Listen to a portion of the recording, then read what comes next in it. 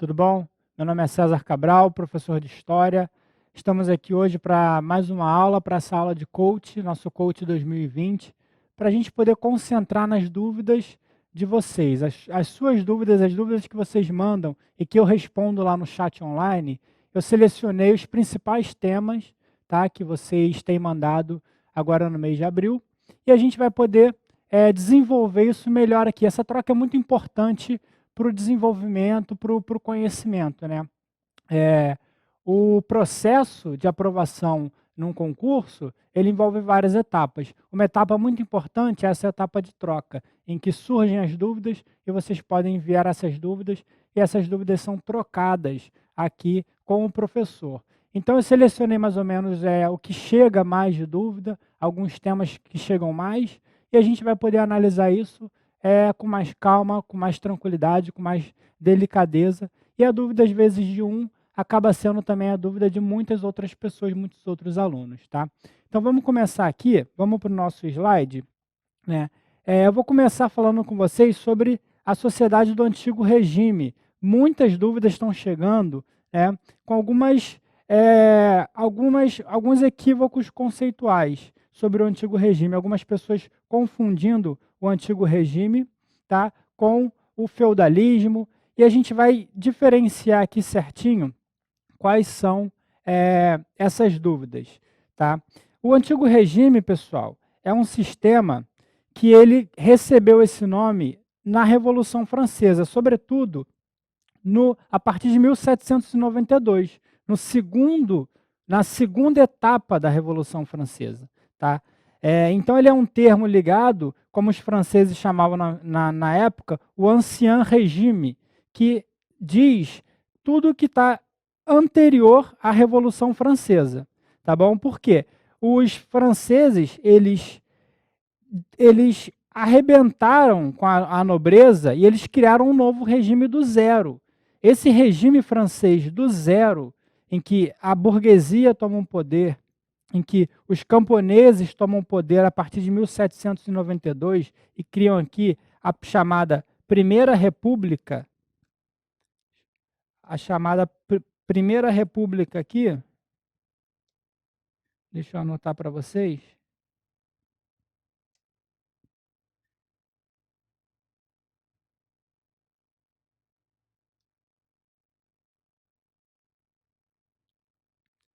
A chamada Primeira República. A Primeira República é fundada a partir de 1792, ela marca a segunda etapa da Revolução Francesa. Esses revolucionários, eles levaram as ideias de liberdade de uma radicalidade tão grande que eles fundaram um marco zero. Para eles, eles estavam fundando naquele período um marco zero. Era um novo período da história da humanidade, da história da França, e tudo que ficou para trás era o ancien regime, era o antigo regime, que agora era uma nova etapa que estava sendo superada. Então, esse termo antigo regime, ele diz respeito ao período que vai mais ou menos do século XV até o século XVIII, quando eclode na França a Revolução Francesa. Tá? Então, quando a gente fala de antigo regime, a gente está falando desse período. E a dúvida que eu coloquei aqui, até nesse bonequinho falando com vocês, é uma dúvida que eu condensei, na verdade, várias dúvidas e tentei colocar numa só para que a gente possa trabalhar. Né? Então seria, não havia uma disputa clara de poder entre burguesia e nobreza. Olha aqui, duas camadas sociais desse período. Então, por que entraram em conflito? Se não havia uma disputa clara de poder entre a burguesia e a nobreza, então por que elas entraram em conflito? E qual era o papel do clero? Vamos avançar aqui no nosso slide, que a gente vai ver exatamente o funcionamento dessa sociedade francesa. Não só francesa, a sociedade europeia, de uma forma geral, do antigo regime. A gente tem dois grupos sociais, né? A gente ainda não pode falar classe social nesse período. A gente tem dois grupos sociais, que são aqueles grupos mais privilegiados, tá? Como o clero, por exemplo. Vou trocar aqui, vamos usar outra cor. Como o clero, por exemplo, que era o grupo privilegiado nesse período, em conjunto com a nobreza.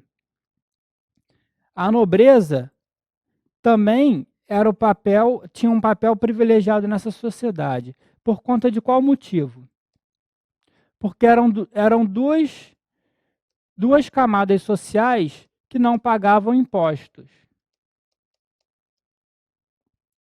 Como não pagavam impostos, eles tinham mais privilégios e possuíam maior riqueza. Enquanto que o chamado terceiro estado dessa sociedade, ele concentrava a burguesia, os camponeses, as diferentes camadas da burguesia, a alta burguesia, aqueles comerciantes que viviam na burguesia, e parte da população geral, dos camponeses, que esses sim pagavam impostos. Então, eles eram um grupo que não era privilegiado. Então, essa sociedade é uma sociedade hierarquizada, uma sociedade estamental, uma sociedade que está preocupada com manter alguns privilégios para algumas camadas, enquanto a outra camada ela é mais pesada, paga mais impostos e sofre uma carga de peso maior.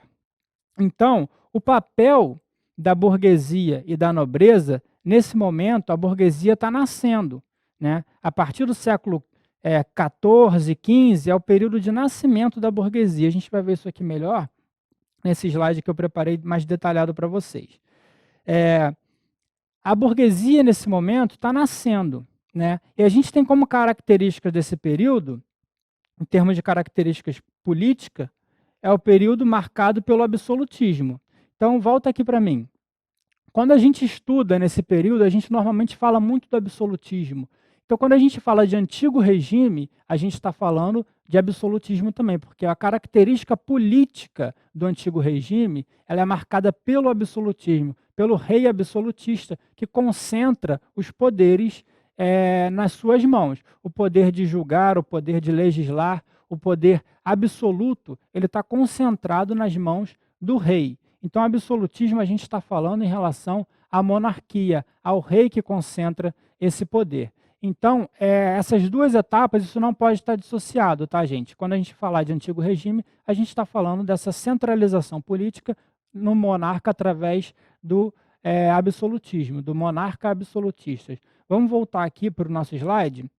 Então, é um período marcado pela centralização política, né, como eu falei para vocês. E a causa dessa centralização ela é um pouquinho anterior ao século XV.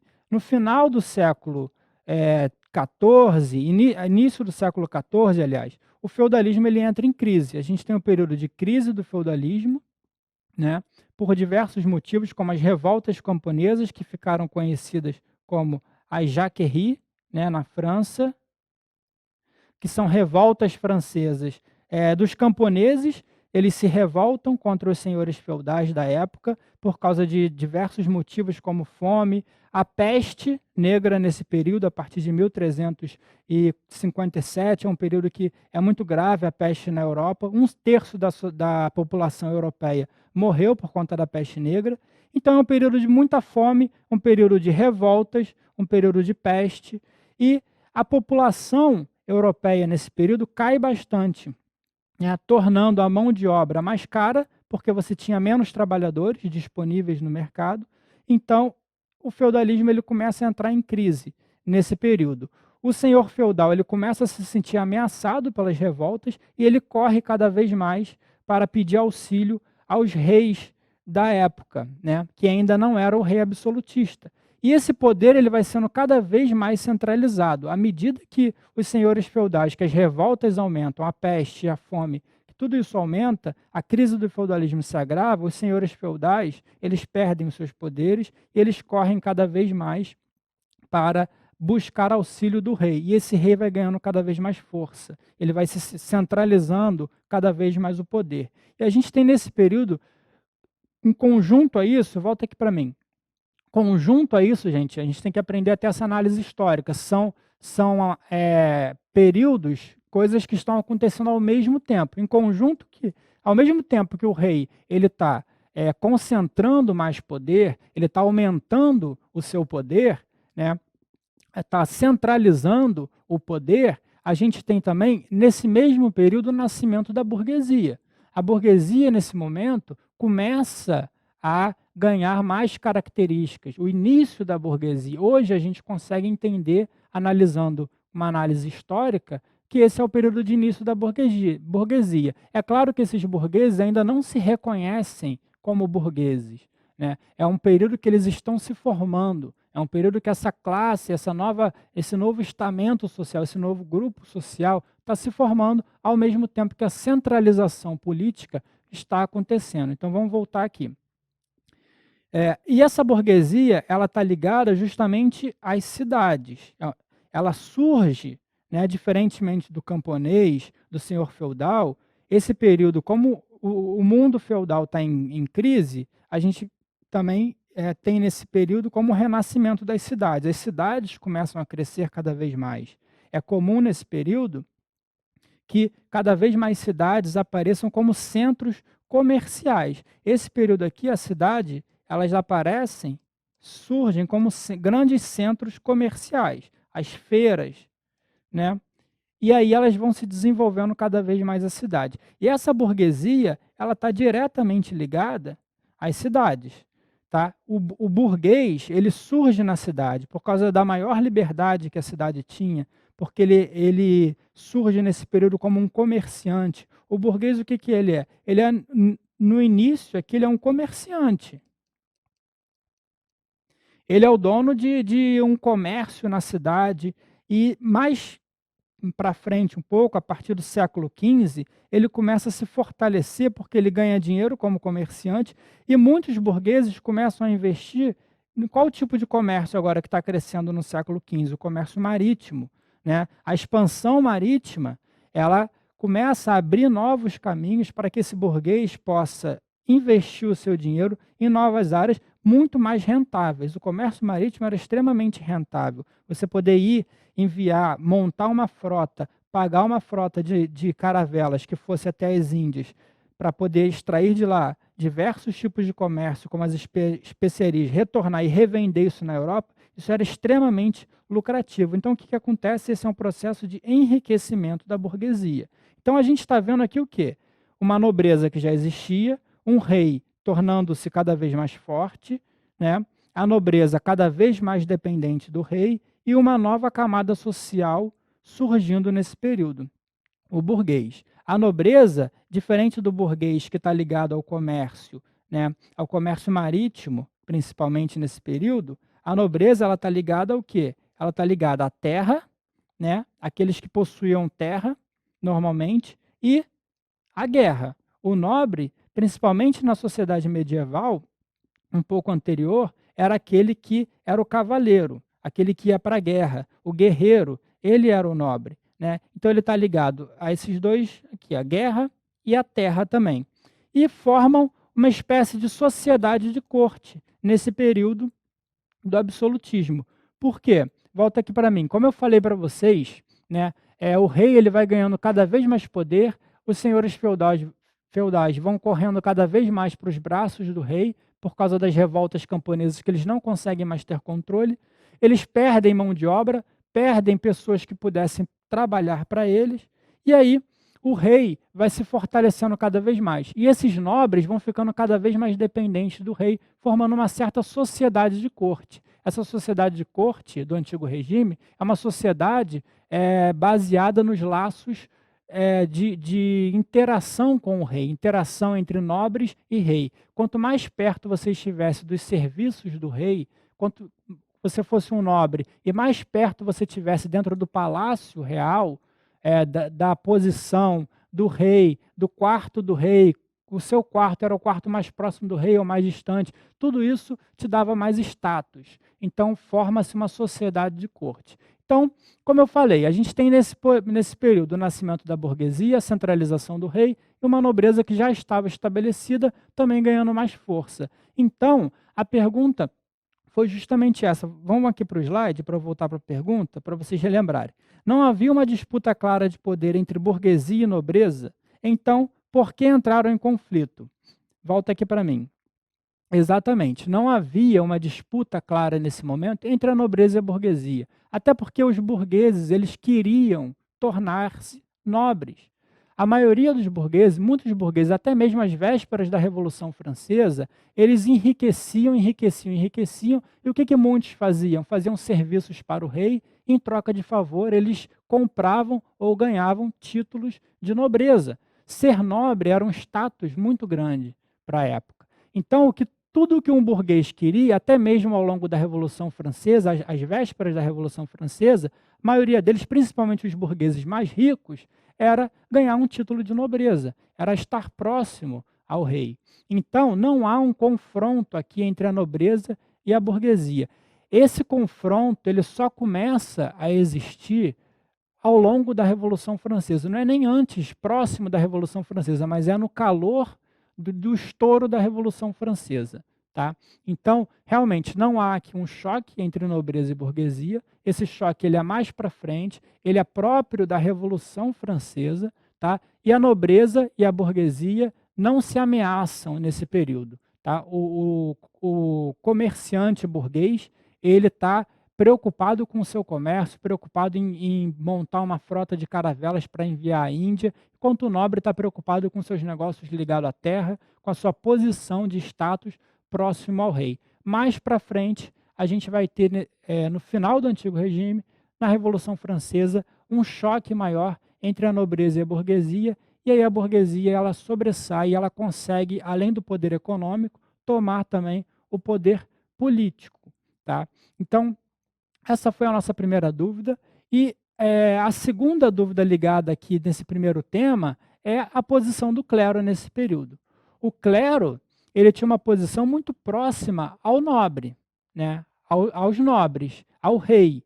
Lembrando que era importante para o rei ter o apoio, né, do Papa.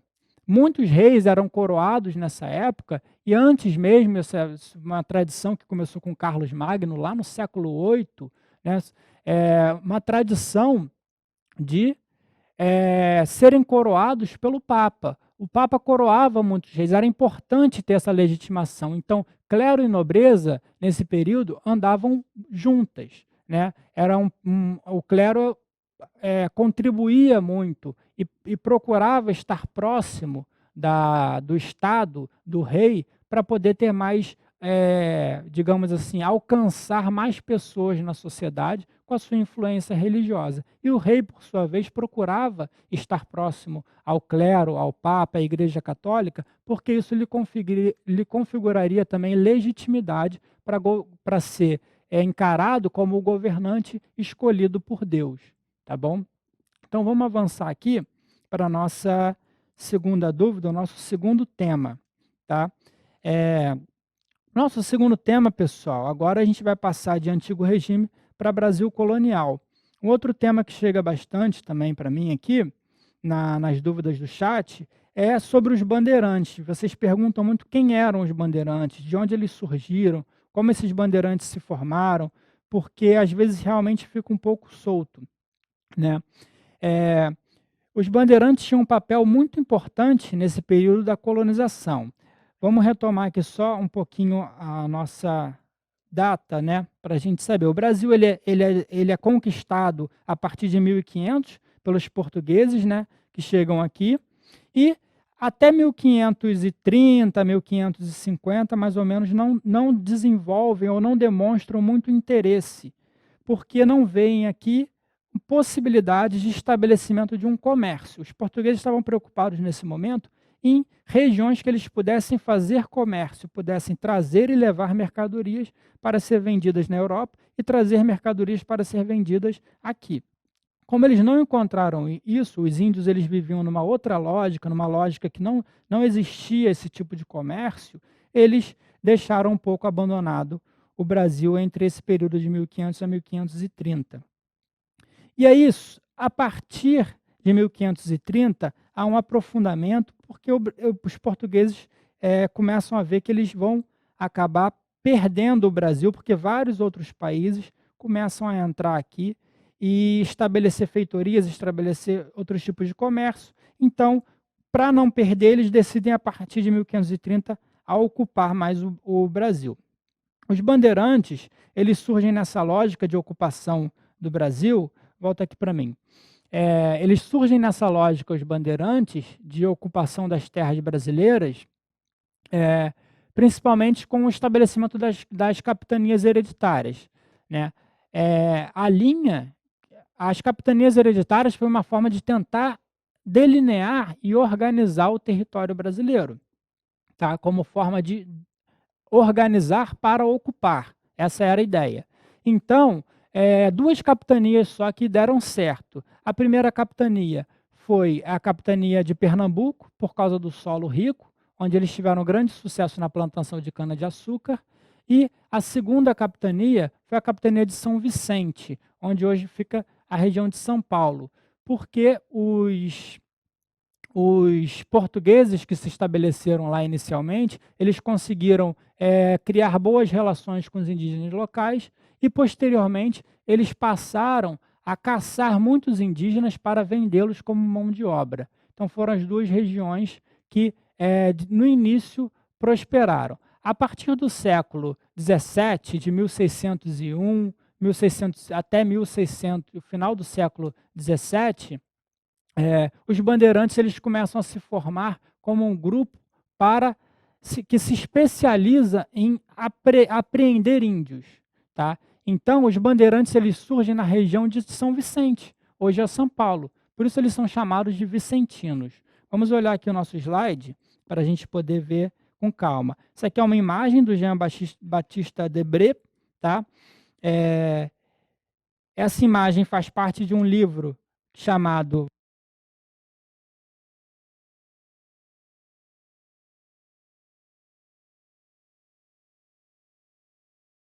Então essa tela aqui do Jean Debré, ela faz parte, na verdade o livro pegou essa tela, que é o livro chamado Negros da Terra, que é um dos melhores livros que eu já li em toda a minha vida. É um livro sensacional que fala justamente sobre a escravidão indígena no Brasil.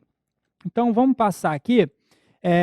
A capitania de São Vicente, como eu estava falando para vocês, né, faz parte da região que hoje é São Paulo, e esses bandeirantes, eles se especializaram justamente nisso, na caça aos índios. São Paulo, nesse período, era uma região de poucos recursos, tá? Pouquíssimos recursos, o solo muito pobre, difícil de plantar, então era uma região muito pobre, principalmente se for comparada a outra região que acabou dando certo, que foi a região de Pernambuco. Pelo solo rico, pela facilidade em plantar cana, os índios lá, eles conseguiram ter uma relação muito melhor com os índios do que tiveram os habitantes de São Paulo.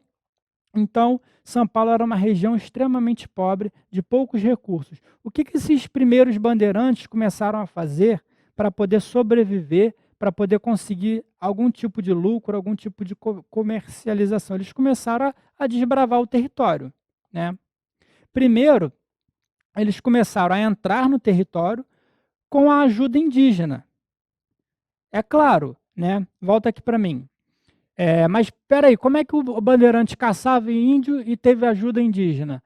Esses bandeirantes, eles eram muitos, quando o período que os portugueses não demonstraram muito interesse com a colônia, esses bandeirantes, eles acabaram, muitos, vindo para o Brasil por conta própria. Alguns naufragavam próximo ao Brasil e outros eram degredados, ou seja, cometiam alguns crimes, né, em Portugal ou em outras regiões, e eram enviados para cá e aqui ficavam. E o que eles fizeram, esses primeiros bandeirantes paulistas? Eles começaram a entrar em contato e a viver com os índios e aprender a viver na selva, nas matas, da forma que os índios faziam. Ou seja, eles aprenderam o que comer, quais plantas eles podiam utilizar para afastar insetos, como afastar predadores, como sobreviver na mata, como andar, quais melhores trilhas para andar, porque os indígenas eles já circulavam por toda a América, por todo o território brasileiro, então eles já tinham trilhas demarcadas,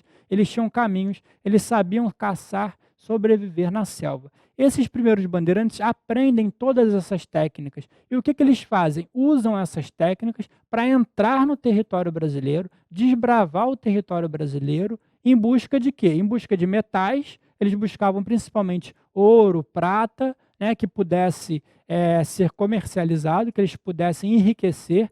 E eles começaram a ver também que as capitanias do Nordeste, principalmente Pernambuco, precisavam muito de mão de obra. E essa mão de obra africana, do escravo africano, essa mão de obra, esse comércio de escravos ainda não estava estabelecido. Ainda era difícil trazer escravo africano para trabalhar nas lavouras do Nordeste. Então, tinha uma demanda muito grande de mão de obra, e o que eles começaram a fazer? Começaram a escravizar esses indígenas, chamados de negros da terra. Daí o nome do livro que eu falei, tá?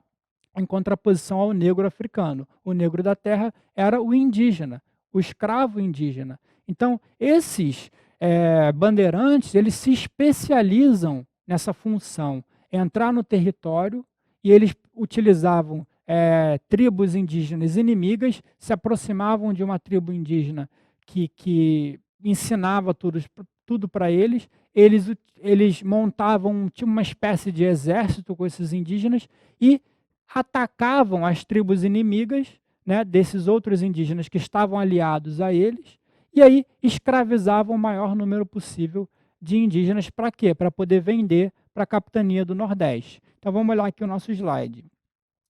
Está aqui, né, os objetivos dos bandeirantes: apreensão de índios e a busca por metais, como eu falei para vocês. Tá? Então, a função deles, o que esses bandeirantes desejavam era isso: desbravar cada vez mais o território e contribuir e poder apreender indígenas e buscar metais preciosos. Tá? E aí, numa dessas invasões, entradas dos bandeirantes, é que eles descobrem o ouro na região de Minas Gerais, no início do século XX, no início do século XVIII. Tá?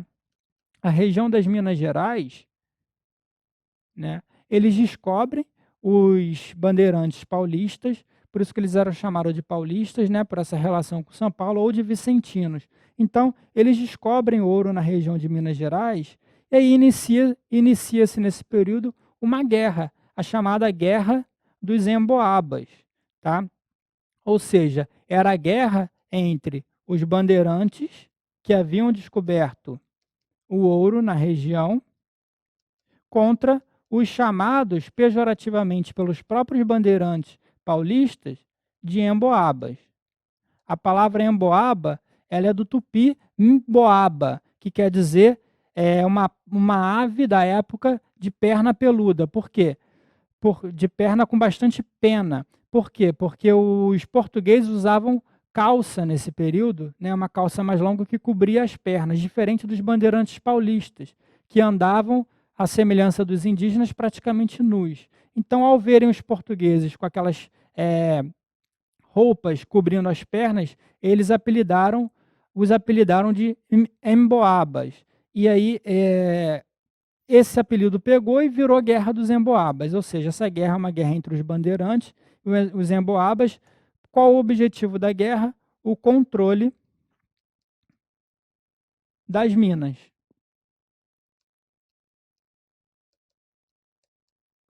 O controle das minas, o controle do ouro. Né? Ao descobrir que tinha ouro na região, uma grande quantidade de portugueses, de homens livres e pobres foi para a região para poder tentar enriquecer. E os bandeirantes começaram a falar: não, nós temos o controle dessa região, porque nós descobrimos. E essa guerra iniciou. Essa guerra aconteceu entre 1707 até 1709. Os emboabas ganharam a guerra e passaram a ter o controle da região. Então, volta aqui para mim. A gente vê como que a relação do bandeirante paulista ela está ligada com esse momento histórico do descobrimento de mina, do descobrimento de ouro, de metais no Brasil. Tá? Gerando essa guerra, que foi uma guerra nativista, uma guerra entre dois grupos internos, não era uma guerra separatista que buscava a separação de Portugal, foi uma guerra interna nativista entre dois grupos internos. E os bandeirantes, eles vão ficar no imaginário paulista e vão ser recuperados depois, no século XX, como heróis de São Paulo. É por isso que hoje, quando você vai a São Paulo, e você que mora em São Paulo, você que é paulista, tem muitos monumentos aos bandeirantes em São Paulo, né, que tratam os bandeirantes como heróis, porque como eles entraram pelo território brasileiro, eles são identificados como responsáveis pelo alargamento do território brasileiro, tá?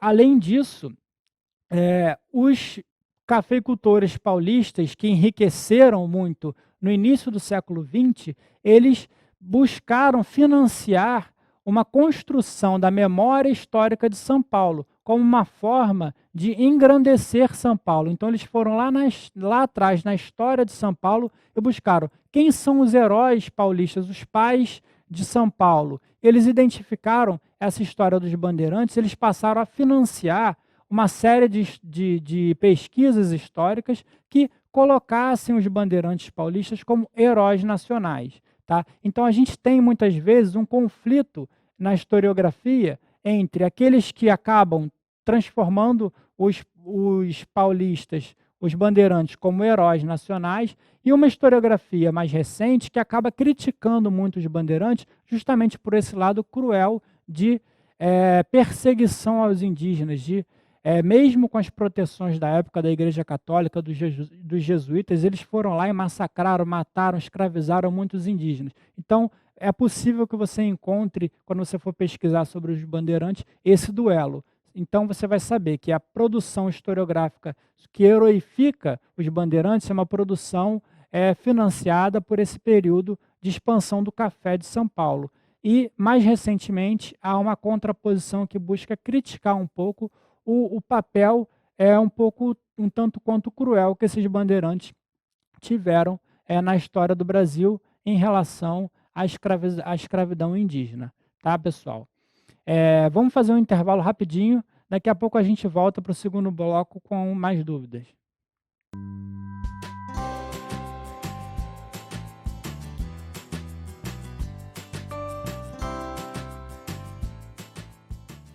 Vamos aqui agora para o nosso segundo bloco, para a gente analisar mais dúvidas que vocês enviaram para a gente, as dúvidas que eu separei aqui, que são as dúvidas mais recorrentes. Falamos no primeiro bloco sobre a sociedade do antigo regime, o absolutismo, falamos sobre os bandeirantes, o papel importante que os bandeirantes tiveram e a disputa de poder na historiografia com os bandeirantes que eu estava falando para vocês no bloco anterior, que pode ser explorado na sua prova, tá?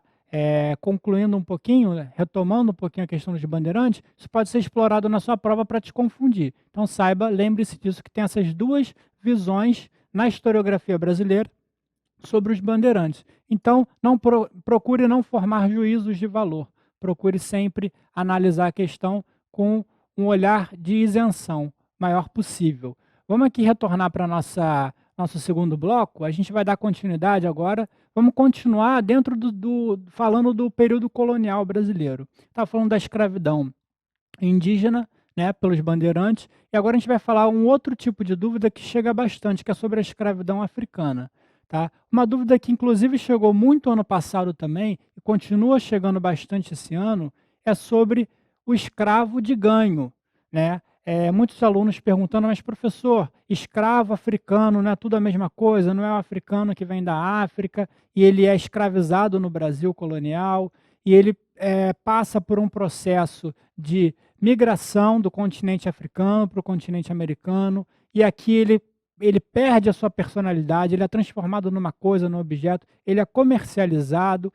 Sim, o escravo, ele acaba sendo escravo, né? Ele acaba sendo comercializado, mas o escravo africano ele tem algumas subdivisões, podemos dizer assim. Alguns escravos eles tiveram uma função diferente. Outros escravos em outras regiões do Brasil tinham funções completamente diferentes. E é isso que a gente vai ver aqui. Saber explorar essas diferenças, porque isso com certeza vai cair na sua prova. Como vem caindo constantemente, né? O vestibular da UERJ, por exemplo, cobra bastante essa questão do escravo de ganho, não à toa, porque a professora Marilene, falecida professora Marilene Rosa da UERJ, foi ela que desenvolveu, foi uma das pioneiras a desenvolver essa análise e apontar que o escravo ele tinha funções diferentes, dependendo da cidade que você tivesse. O escravo ele tinha uma função social diferente, né? Então, ela, por ser professora da UERJ, isso acaba tendo um peso forte nas provas da UERJ. Eh, Já caiu também algumas questões diferenciando, algumas diferenciações mais específicas sobre escravos, outras universidades, em outros estados e no próprio Enem também. Então vamos ver aqui a nossa dúvida, né. Tá aqui a nossa dúvida que é o que era o escravo de ganho, tá. Quando a gente fala em escravo, normalmente a gente fala do escravo africano, né, remete a gente aquele escravo, no engenho, plantando, colhendo cana e produzindo o açúcar. Mas o escravo de ganho é diferente. Vamos ver aqui algumas imagens que eu trouxe para vocês, né. Isso aqui era basicamente o que era o escravo de ganho. Vamos analisar aqui as imagens. A gente tem 2 imagens aqui, uma ao lado da outra, que a gente pode ver que a primeira imagem aqui na tela à esquerda, a gente tem 2 escravos, né, uma espécie de rede carregando uma pessoa, provavelmente uma pessoa importante, né. E esses 2 escravos estão como se estivessem prestando um tipo de serviço. A segunda imagem, a gente tem um escravo, na porta de algum tipo de estabelecimento, pode ser uma igreja, pode ser também, de repente um teatro, e ele está oferecendo flores, ele está vendendo flores, né, para uma senhora, uma dama da sociedade, que também, pela vestimenta dela, por ela ser branca, a gente vê que é uma pessoa importante naquela sociedade. Então, a gente pode aqui delinear já alguns aspectos. O escravo urbano, o escravo de ganho, ele é um escravo que ele está prestando algum tipo de serviço, correto? Na primeira imagem tem 2 escravos prestando um serviço, na segunda imagem tem outro escravo também prestando um serviço, vendendo flores.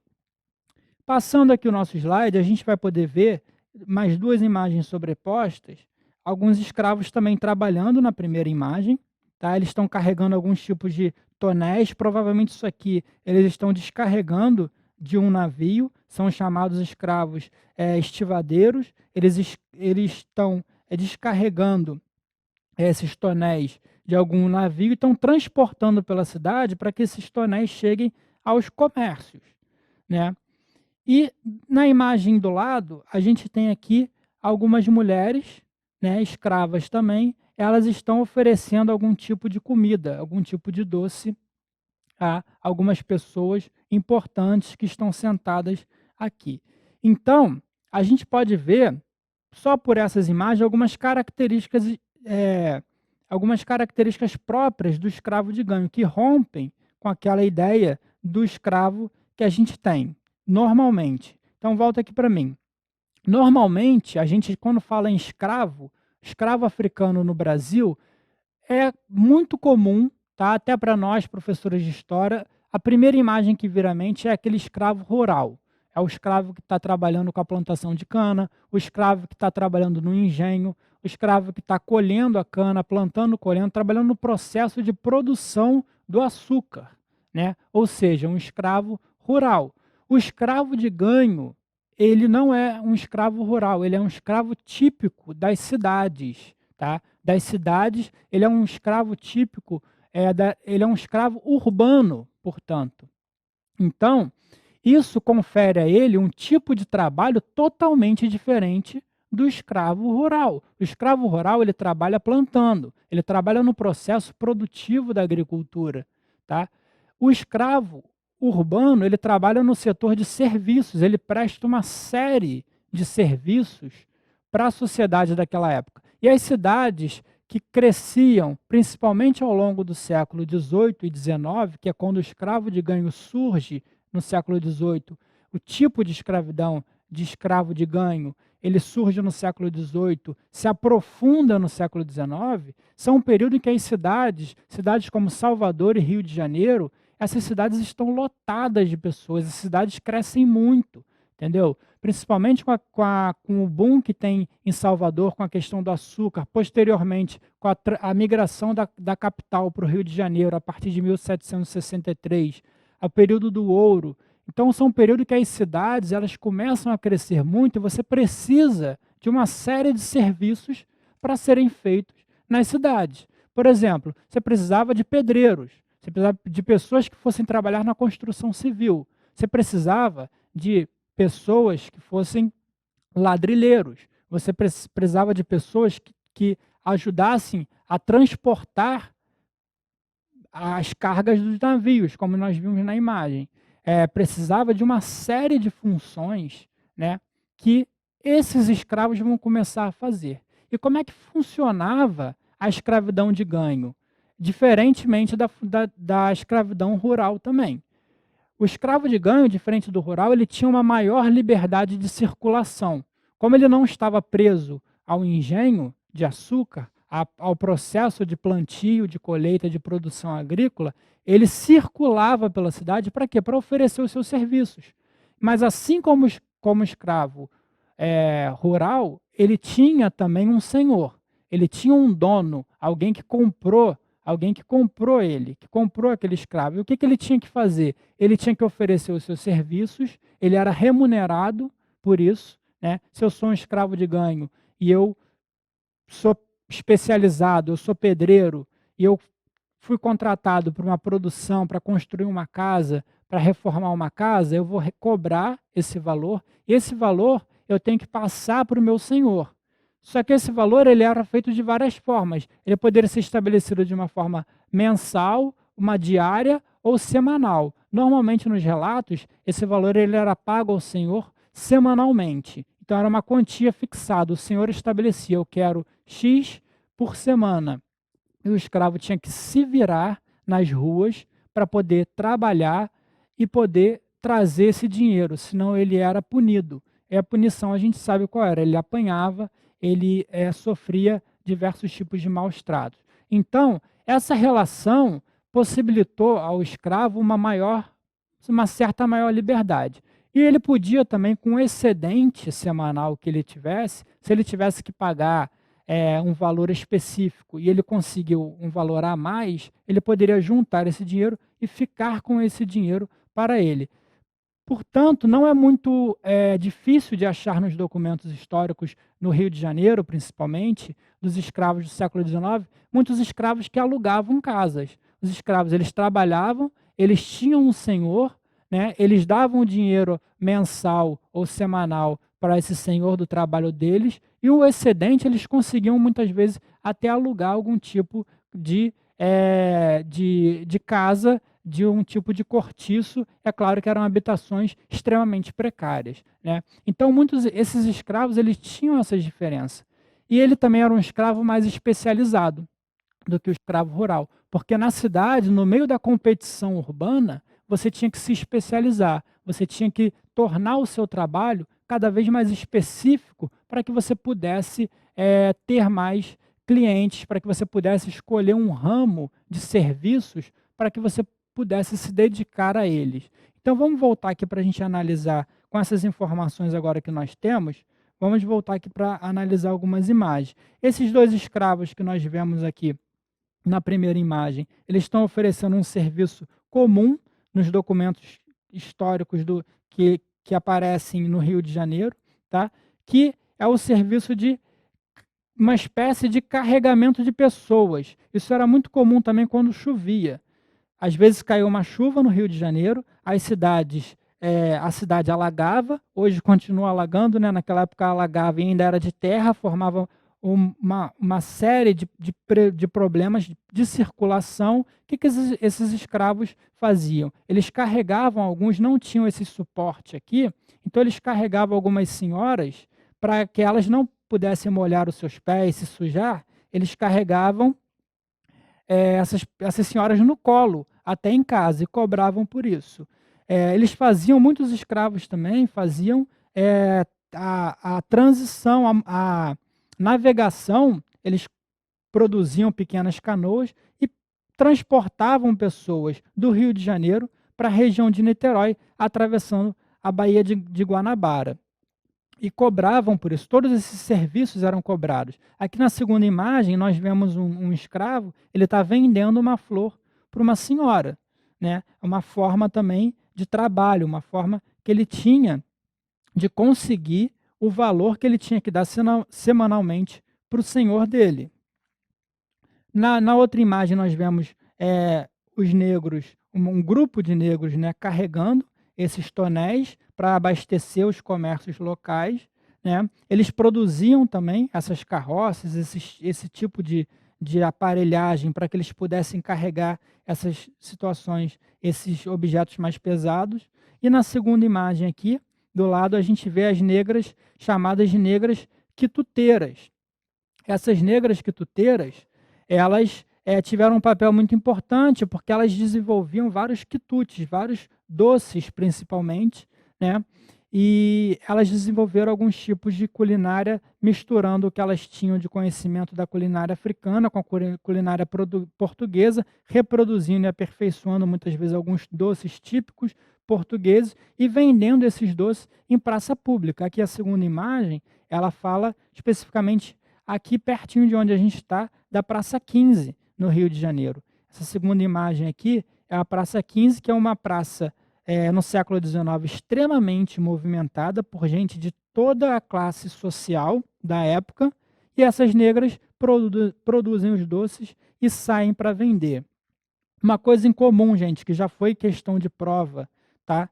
E pegou muita gente de surpresa, que isso é pouquíssimo falado. Prestem atenção nas imagens. Todos os escravos, apesar de alguns estarem bem vestidos, estão descalços, tá? Eu vou rodar a imagem aqui, ó.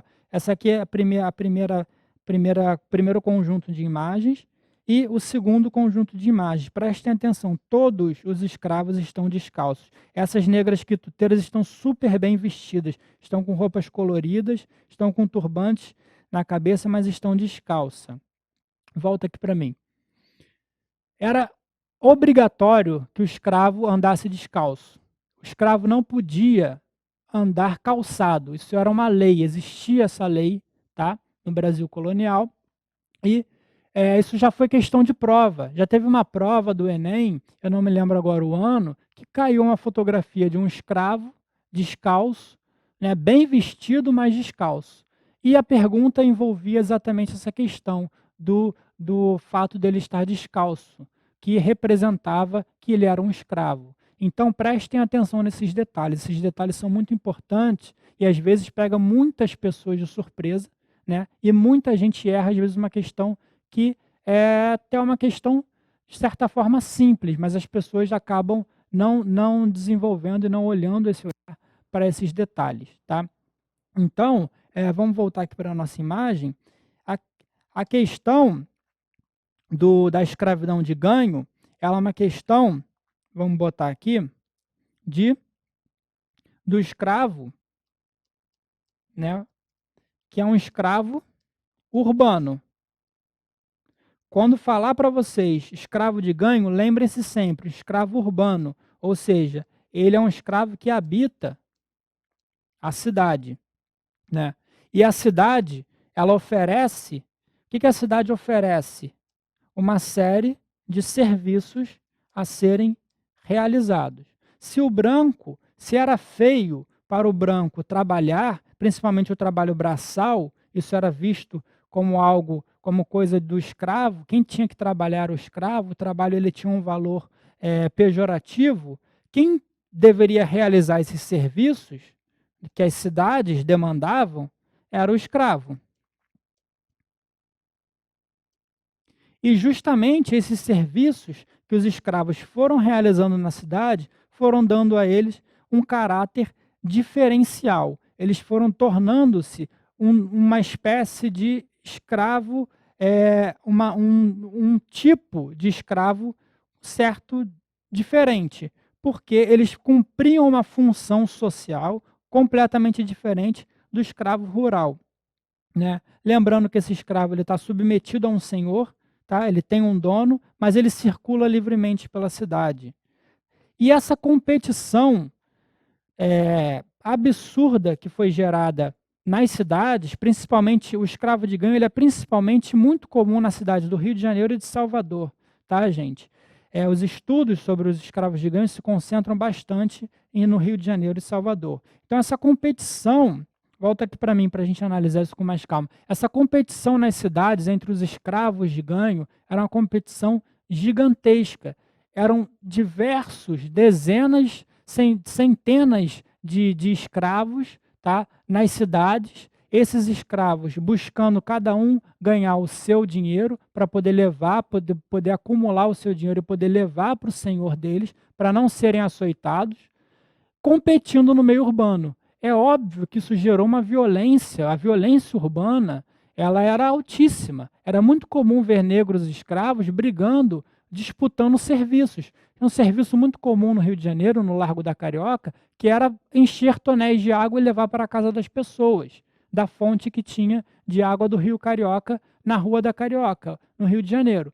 Esse serviço, muitas vezes, chegava alguém e pedia, tinha 10 escravos disponíveis para atender uma pessoa. Esses escravos, era muito comum eles brigarem entre si, às vezes até se matarem. São muitos relatos dessas brigas. Então, essa violência urbana está relacionada também a essa competição urbana cruel por trabalho, né? E isso gerou também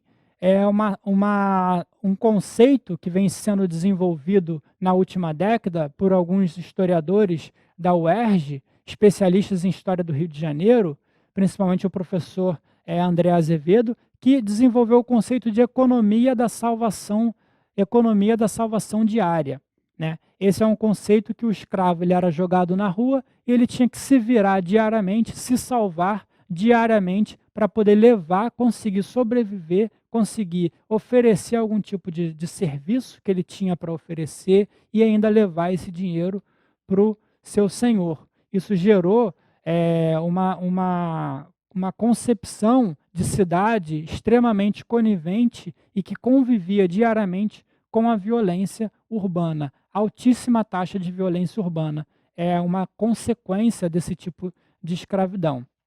Tá bom, gente? Então, a gente vai dar continuidade aqui, vamos para o nosso slide, para a gente poder ir para o nosso próximo tema. O nosso próximo tema é sobre a Grécia Antiga.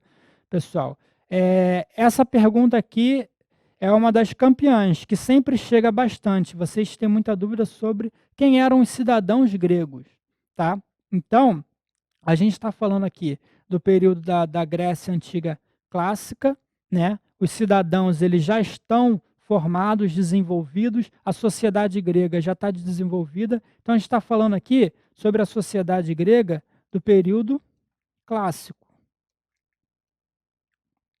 Vou botar aqui. Período clássico, tá bom? Esse período clássico, formação, ele está ligado, acontece no século, a partir do século V, antes de Cristo.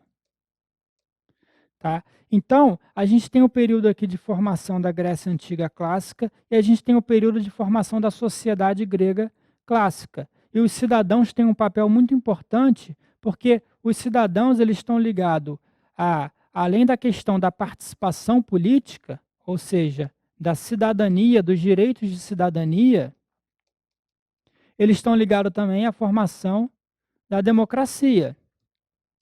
Por isso que é muito importante estudar esse período, porque a gente consegue compreender a formação da cidadania e a formação da democracia, valores muito importantes que a gente tem até os dias de hoje.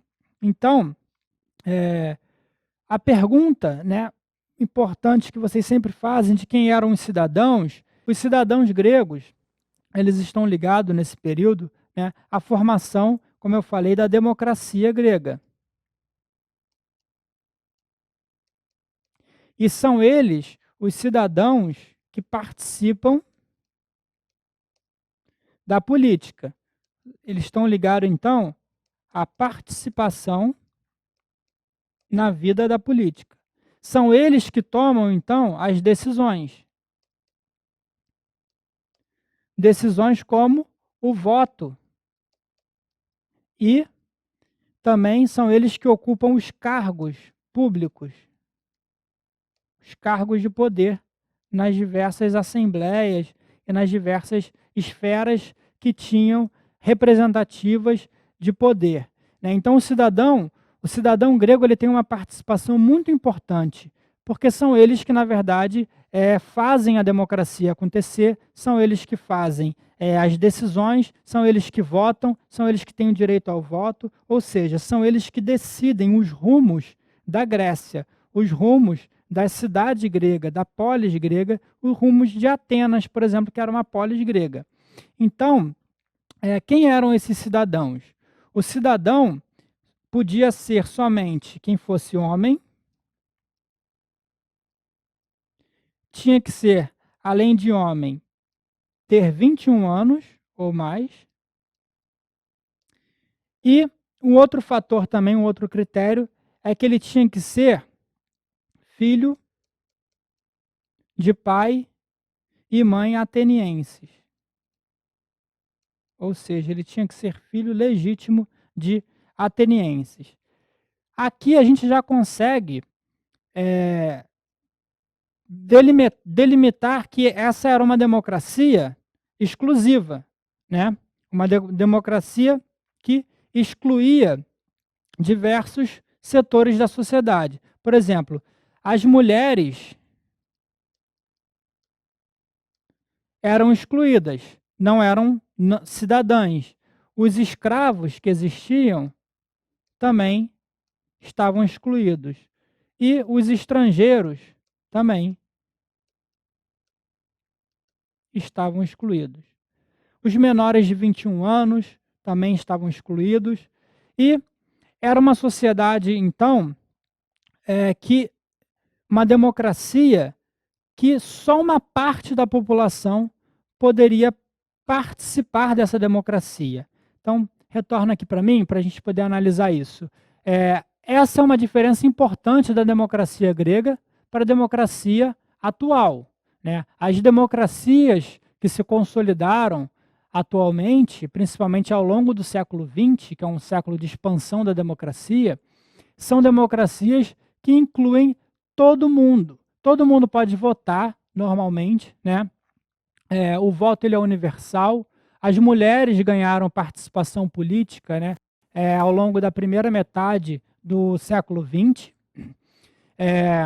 Então, a gente tem uma participação da cidadania, participação política muito maior na nossa democracia atualmente. Na democracia grega, essa participação ela estava restrita a um grupo social específico, e somente esse grupo social específico poderia votar e tomar as decisões. Então, os cidadãos eram homens, 21 anos e filhos de pais e mães atenienses. Eles se reuniam nas praças públicas, se reuniam na Ágora, que era o espaço público, em outras assembleias, nas bulés, em outras localizações, para que eles pudessem juntos conversar, dialogar, expor opiniões e, no final, todos votavam e o voto da maioria era aceito. Então, a gente pode entender que, na verdade, não era bem uma maioria. A democracia grega era uma democracia de minorias. A minoria era quem decidia. Essa diferenciação é muito importante. Tá? As questões de vestibular sobre o assunto de democracia grega exploram muito o papel da mulher, que era um papel relegado, exploram muito que era uma democracia exclusivista, uma democracia que poucos podiam participar, em contraposição às democracias atuais. Tá? Cuidado para vocês não confundirem, porque quando cai o termo democracia, a gente acaba associando mais a nossa democracia atual do que a democracia grega. Então, essa diferenciação é muito importante para as provas de vestibular. O Enem sempre tem uma questão sobre cidadania, democracia na Grécia Antiga, sobre participação política. Essa participação política é extremamente importante e constitui base para a nossa democracia atual, para a formação histórica da nossa democracia e do nosso conceito de cidadania, embora hoje totalmente diferente. Então, pessoal, é isso. Foi muito bom estar aqui com vocês hoje. Então, valeu, galera. Muito obrigado. Até mais.